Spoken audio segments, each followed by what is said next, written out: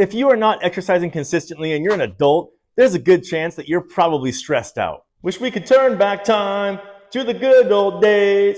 I used to think it said good dope days. Music Trivia 101? Anybody?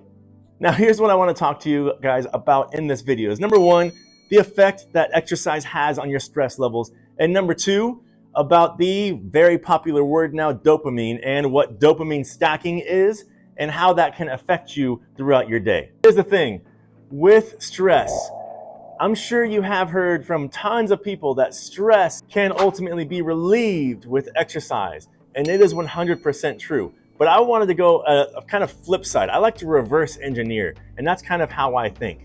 So here's what I did. If you guys type in the effects that exercise has on stress levels, you'll see tons of articles. And you can go on YouTube here and see studies everywhere about the effects of exercise on your stress levels and how beneficial exercise is. I wanted to reverse that. I wanted to see if there was anything that would say that exercise is bad for your stress levels. So I tried and looked it up and looked it up and looked it up, and I kept searching.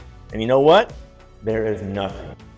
There is nothing that shows that exercise is detrimental to your stress level. There are thousands of articles saying how beneficial it is. Bottom line is, you guys, exercise will relieve your stress. You got to get after it.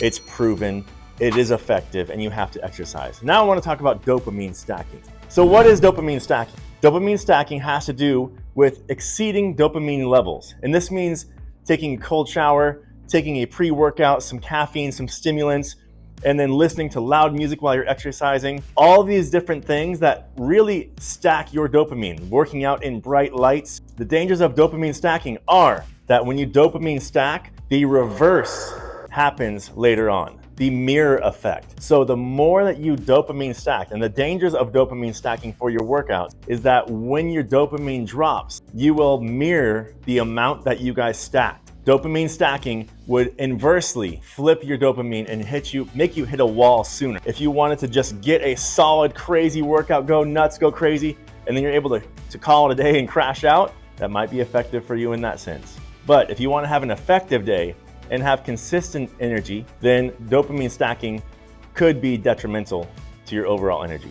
You guys, in the end, you want to make sure that you're having a nice, even, steady state of energy, instead of spiking and dropping and spiking and dropping. So find ways to have a nice steady energy throughout the day. If you have questions about health and fitness, I'd love to help you out. Hit me up, let's talk fitness, let's talk exercise, let's talk health, let's get you in the best shape of your life to play with your kids and have fun with your family for longer than you can imagine. Rock on, everybody. Did you guys ever catch the band? Come on, 21 Pilots, anybody? Jeez.